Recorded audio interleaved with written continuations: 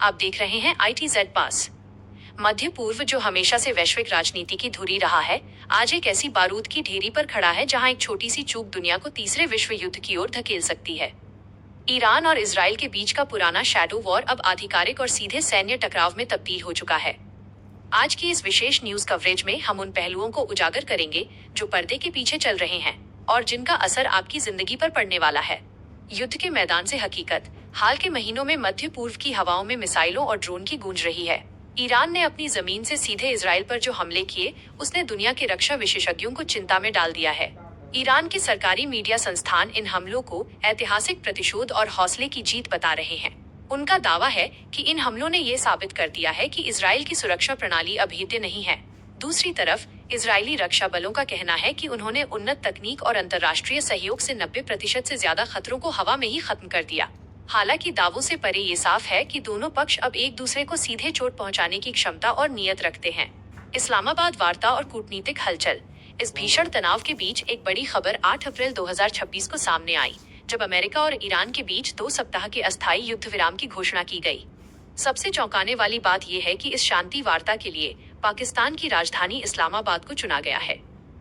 रणनीतिक विशेषज्ञों का मानना है कि मध्यस्थ के तौर पर इस्लामाबाद की भूमिका ये दर्शाती है कि क्षेत्रीय ताकतें अब इस युद्ध को और फैलने से रोकने के लिए एकजुट हो रही हैं। हालांकि इस युद्ध विराम की शर्तें पूरी तरह सार्वजनिक नहीं की गई हैं, लेकिन सूत्रों का कहना है कि ईरान अपने सहयोगी गुटों को शांत रखने और इजराइल ईरान के सैन्य ठिकानों पर हमले रोकने पर विचार कर रहे हैं।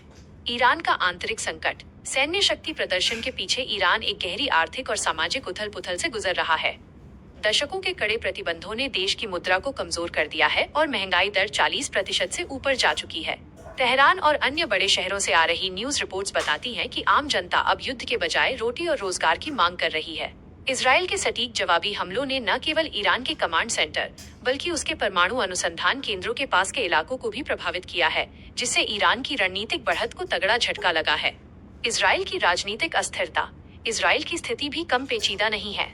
प्रधानमंत्री बेंजामिन नेतन्याहू इस वक्त दोहरी जंग लड़ रहे हैं, एक सीमा पर और दूसरी अपने देश की संसद में।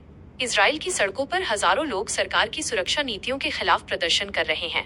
नेतन्याहू का ये दावा कि ईरान अब तक के सबसे कमजोर दौर में है, कई लोग उनकी राजनीतिक छवि बचाने का एक प्रयास मान रहे हैं। युद्ध की भारी कीमत इजराइल की विकसित अर्थव्यवस्था के लिए भी एक बड़ा बोझ बनती जा रही है। विनाशकारी गतिरोध और सैन्य विश्लेषण। सैन्य विश्लेषकों ने इस वर्तमान स्थिति को विनाशकारी गतिरोध, डिस्ट्रक्टिव स्टेलमेट का नाम दिया है। ये एक ऐसी स्थिति है जहां कोई भी पक्ष निर्णायक जीत हासिल नहीं कर पा रहा है, लेकिन दोनों एक दूसरे के संसाधनों को दीमक की तरह चाट रहे हैं। यह अब केवल मिसाइलों का युद्ध नहीं, बल्कि आर्थिक सहन शक्ति का युद्ध बन चुका है। जो पक्ष पहले आर्थिक रूप से टूटेगा, उसे ही झुकना पड़ेगा। वैश्विक अर्थव्यवस्था और ऊर्जा का खतरा। वैश्विक शक्तियों के लिए यह केवल 2 देशों का झगड़ा नहीं है। अमेरिका और यूरोप के लिए सबसे बड़ी चिंता तेल की सप्लाई चेन को लेकर है।